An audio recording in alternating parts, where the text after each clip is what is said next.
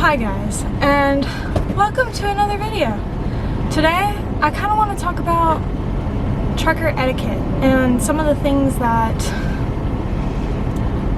all of us should know as truck drivers and things we can do to help each other and things that are just kind of, it's almost like having manners, you know, on the road. Anyway, so let's get into this video and see where it goes.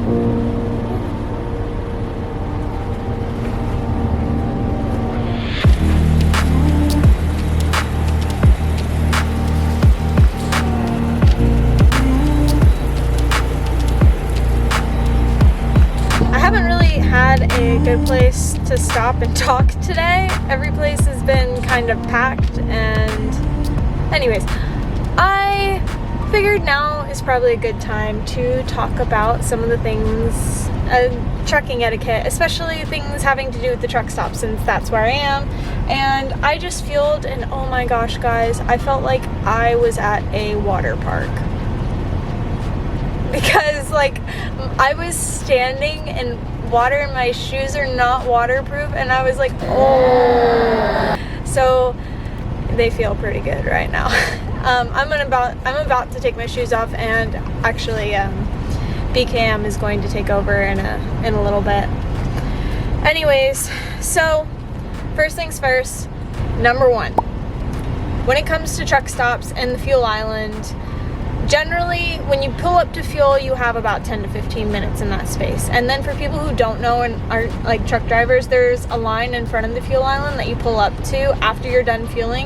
So that way you can go inside the truck stop and get whatever it is you need to get for the rest of your trip.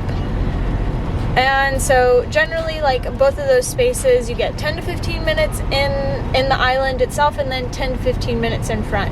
And if you're not fueling, you of course pull to the spot in front to leave the island open for somebody who is going to fuel. And that's just like a general rule that we all kind of work by. And if everybody works on that rule, then, you know, things go pretty smoothly. Number two, since I'm in the truck stop right now,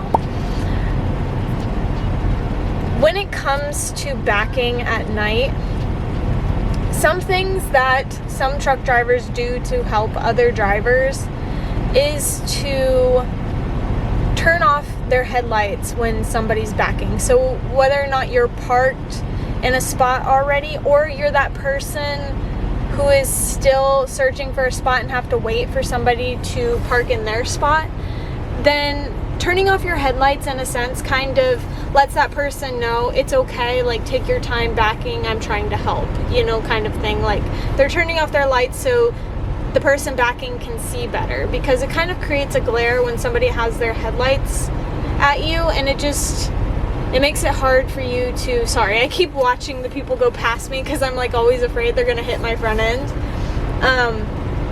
It kind of makes it so it's just a courtesy, because you can't see when somebody's bright lights are staring you straight in the face. Another thing about like helping park, my friend also told me that he turns on his marker lights to help somebody back. If it's like really dark outside and he's awake when somebody's backing, he'll turn on his lights to light up his truck so somebody can sort of see where they're parking. And I think that's also really cool. Another thing, so this will be number three, another thing that people do that's courteous is a lot of reefers will park nosed in, so that way other drivers don't have to sleep next to the reefer unit as it's running, because they are quite loud. You could probably hear that in my first video. I think there's a good shot there at the end where I'm yelling over the reefer noise. Anyways, whew, I just saw a really big thing of lightning, and this guy is getting really close to me. taping at the truck stop. It's so scary. If you've never heard a reefer, I kind of describe it like sleeping next to a transformer that's snoring.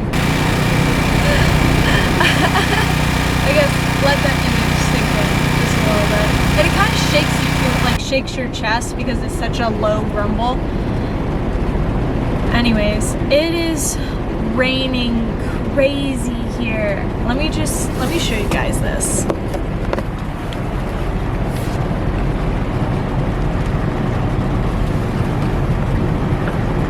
Alright, I need to film the rest of this. Okay, hold on. Let me get my camera. I can hear you shaking that. I'm trying to film. They know you have a team driver. It's okay.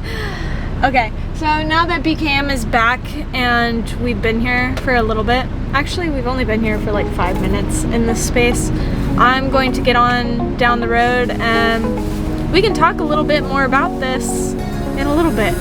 Now that I'm looking back, I can see all the signs I tried to fill in the cracks that were spread in my mind, but I was all out of hope, lost in an endless maze. The emptiness had unfolded just like a void, but you broke the coldness somehow and lit up a flame. Ooh, I was done feeling hopeless, screamed out loud because it felt impossible in my bones, like getting blood out of the stone on my own. But you came around and removed the thorn in my soul. You guided me out of the storm. I found home in your arms of gold, in your arms of gold. Here we are, 2 days later, and I am currently in Oregon. And as you can see, I'm actually like at a rest area off the interstate. And this is one of my favorite places ever because it's just so beautiful. So I wanted to keep going on this list and kind of keep going down some of the things we can do as truck drivers to help each other. This is also good for people who drive four-wheelers too, and four-wheelers are another name for any kind of car on the road. So it could be a pickup truck or just a regular personal vehicle. We just call all of you guys four-wheelers. One of the big things and most common things for us is if there is another truck passing us, we will turn our headlights on and off, or sometimes flash a truck to let them know that they have enough room to get over. And we do this because it is insanely hard sometimes, and especially if you're new, to tell if you have enough room because we're so long. To be able to tell how much room we have between the truck behind us and how much room it is to get over is sometimes quite challenging.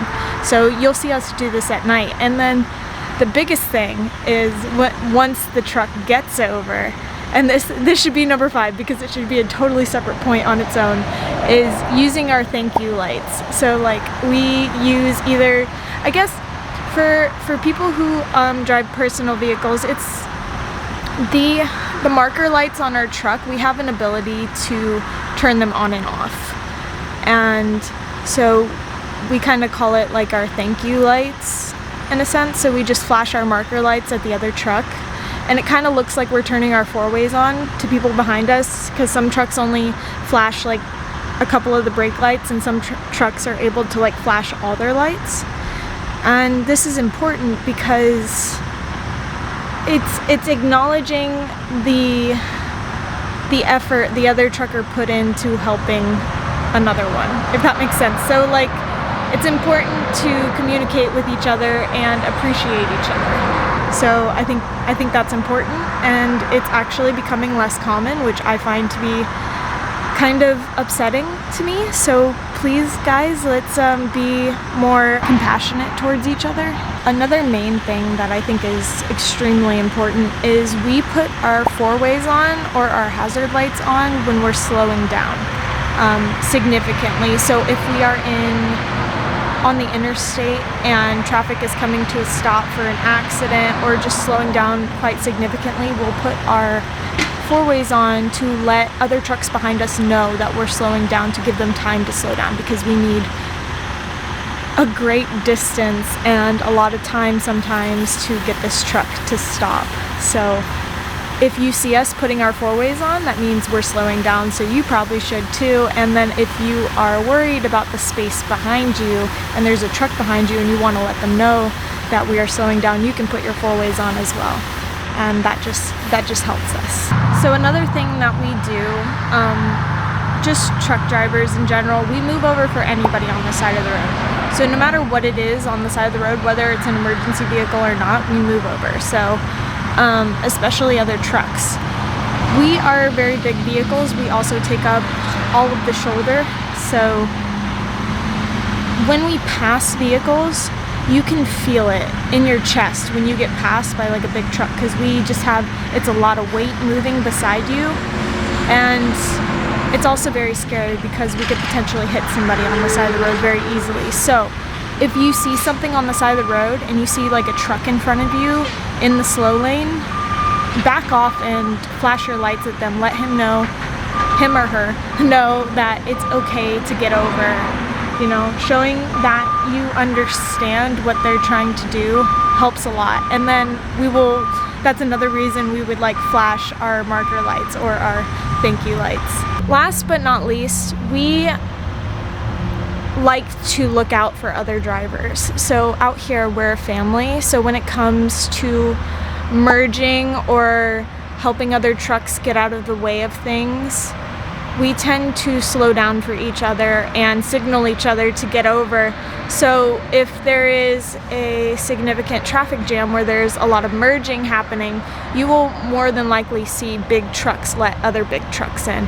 And for this, I find is very awesome because, you know, we can rely on each other. But also when I come up to like a merge area, considering that my vehicle is so long, I tend to let in 3 or 4 cars at a time, but only if y'all keep moving, you know, because we can't just sit there and stop traffic. But, you know, if you guys move up, I generally let in 3 to 4 cars just because it keeps everything going, because waiting for the large vehicle to pass, you know, it takes time. And anyways, I think it's a good rule of thumb. So, and I think I have just one honorable mention for this video, and that would be trucks going the same speed and trying to pass each other. So when you hit a truck that goes 65 and a truck that goes 66 passing the 65 truck, the 65 truck, I believe, should be courteous and slow down and let the 66 truck pass, because in the end he's going to pass you, but he's just holding up traffic. And we can, you know, be good to each other by, you know, I guess speeding up this process. So please try to, and this guy in front of me is regenning as I'm talking to you. Or not regen, he's revving to build up his air. And it's loud. Anyways, so let's just help each other. And gosh, guys, like I can't think of like a more beautiful place. Washington and Oregon are definitely my most favorite states out of the entire United States. I mean, it's just unparalleled by any other state in my opinion, and I believe unicorns live here. So now that I'm done hanging out and I'm pretty much done with my 30-minute break, I've taken the time to take Dakota out. I'm gonna go ahead and get on down the road. I'm going to Portland today, and I'm actually going to a hub that I've never been to, which is quite strange. I find that, you know, very interesting, because usually I'm used to going to the hub up here in Troutdale, but I'm going to a hub called the West Portland hub, which I don't believe I've ever been to. So this is going to be a new experience for me, but if you guys care, this is my favorite part of the country through here, and if you want to keep watching,